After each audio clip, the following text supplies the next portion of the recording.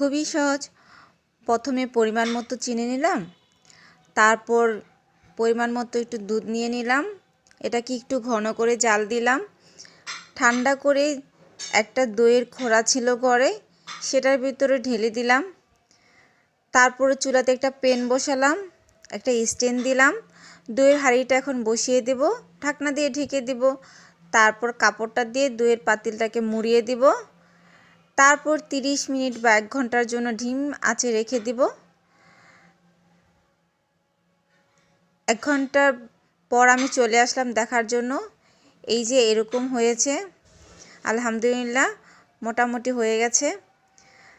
একটু নরম আছে, এটাকে ঠান্ডা করার জন্য ফ্রিজে রেখে দেব।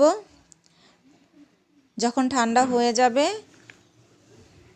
তখন নামিয়ে খেয়ে ফেলবো।